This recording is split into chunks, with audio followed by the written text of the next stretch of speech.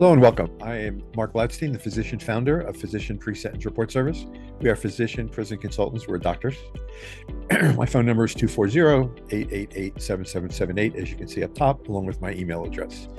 This video, YouTube, is going to be on FBI DOJ's criminal enforcement, which includes here telemedicine, opioids, and the crucial importance of documentation. Because if it's not specific, and the Department of Justice is looking at you, it probably wasn't done in their eyes, even if you did it. And so let's get started. The topics I'm going to cover here are going to be artificial intelligence, which is now the Department of Justice's tool of choice. Preparation, acknowledge the impact of your indictment. Pill mills will cover healthcare fraud, distribution of opioids and other controlled substances. And then the Department of Justice is expanding from their wins of 2025. So fraud enforcement isn't slowing down. It's gearing up, and it's going to go into overdrive with their successes into 2026. Artificial intelligence. This is the DOJ's top choice, and it's because it doesn't need sleep. It doesn't need to be monitored. It's constantly data mining, and it's looking 24/7, 365. And so if, in fact, depending on how the Department of Justice has their system set up, this is almost, if not better, than their analytics that they've been using in the past. This is their multi-agent artificial intelligence, and it's not a future concept anymore. It's an operational shift in how businesses should be expected to review. So you need to be prepared. How it works is that rather than deploying a single AI system, organizations are moving toward coordinated networks of specialized agents, individual AIs that can independently act, collaborate, and adapt in real time. That's pretty big. I mean, 24/7, 365. And if the artificial intelligence is this organized, it's a very big deal, whether you're in medicine or not. If you're deciding to go to trial or plea, a little bit of housekeeping, everything I have here, if you go to my blog online, and where there's a highlight here, it goes to a YouTube that explains what I'm talking about. But whether you go to trial or plea, there is no right or wrong answer. This is a strategic decision that you and your attorneys have made. And my only thing that I can contribute as a non-attorney is that you don't want to aggravate the judge or the court. Because in case you don't win and you're not successful, you have to go back to that same court, that same judge for sentencing. So you need them for leniency. What are you to do? What can you do? Preparation for your pre-sentence interview starts ASAP. And what's the pre-sentence interview? The pre-sentence interview is before you meet the probation officer who learns everything about you above what is in your charges and your indictment. There's a litany of things to be prepared for. It's not that as simple as fill in the blank. You really have to be prepared because once you have the interview, or if you are given a form, sometimes the probation officers email these templates to the attorney and then gives it to you to fill in. Don't fill it in, because once it's filled out, it's done. I would copy and paste it and begin to do it that way, so that at least it's not the original you're working on. But I'm going to regress. As soon as you hear that the FBI is asking questions, their case against you is mostly complete. And so that's that strategic decision between you and counsel. First, you need to get an attorney who has real life experience with cases like yours that he's practiced or she's practiced within federal court. Second, if prison's unavoidable, preparing for this interview, the pre-sentence interview, is crucial. This is why people who are inmates call the pre-sentence report, which comes out of the interview, as the inmate's Bible. And so what I do, how to prepare for the prisoner, the pre-sentence interview, is you need to have, as part of this preparation right now, the Department of Justice has done a favor. They've announced to the world that you're America's most wanted. You're the bad guy or girl or gal. And so that indictment is out there. And unless you do something to humanize yourself to the judge is going to be left to sentence you based on that indictment. Full stop.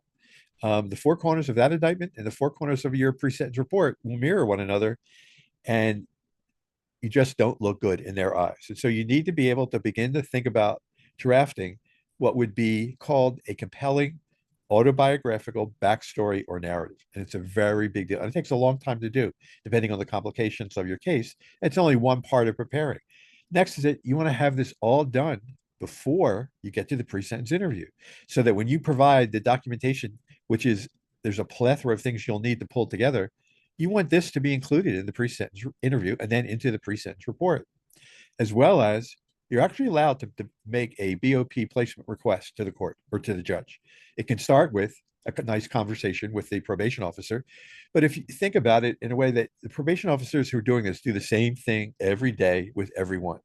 And so if how can you stand out to the probation officer? And one way is to provide all the documentation that they need, plus what we recommend, organized, spell checked, collated, so that they can get this information ahead before you meet.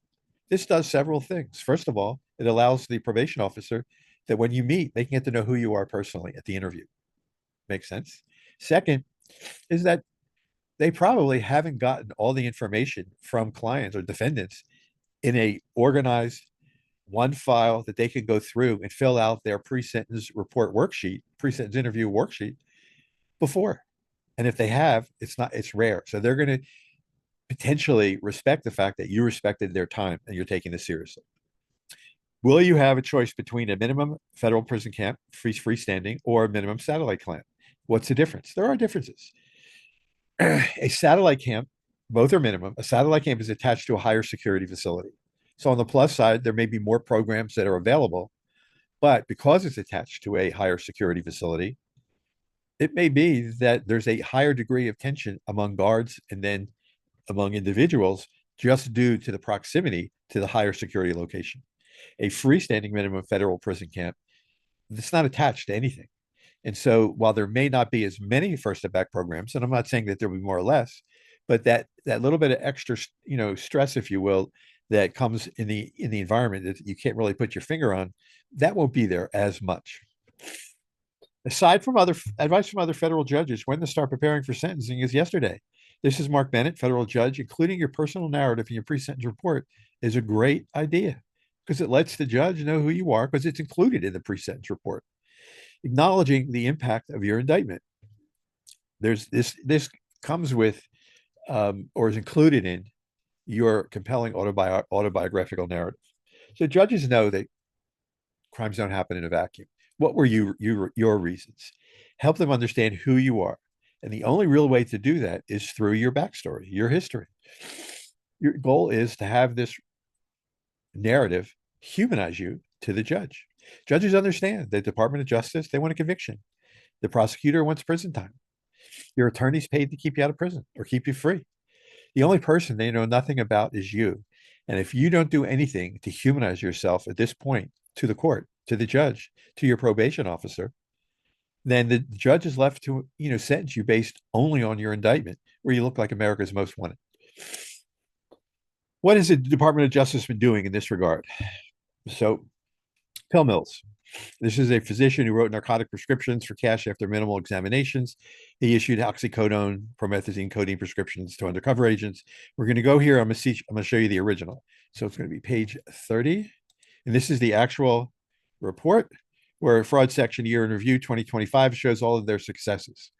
At the same time, they're looking to build on that for 2026. So let's see, was it 30? Let me just double check my memory. Page 30, okay. So we're looking here. Here we go. The jury convicted this physician for operating a pill mill out of his Northwest DC internal medicine practice.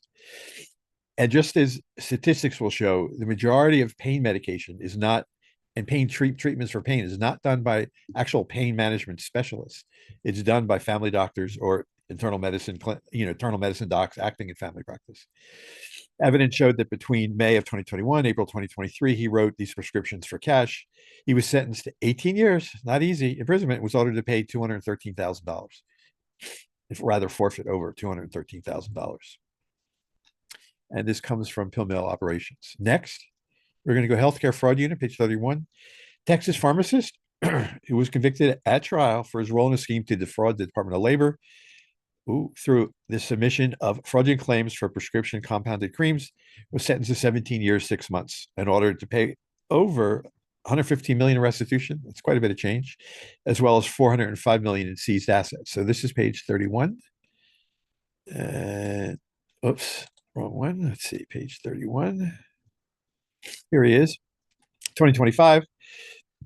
Texas pharmacist who was convicted at trial for his role in a scheme to defraud the Department of Labor through the submission of fraudulent claims for prescription compound creams, was sentenced to 17 years and 6 months in prison, ordered to pay over 115 million in restitution and forfeit 405 million in seized assets. So there was a lot more.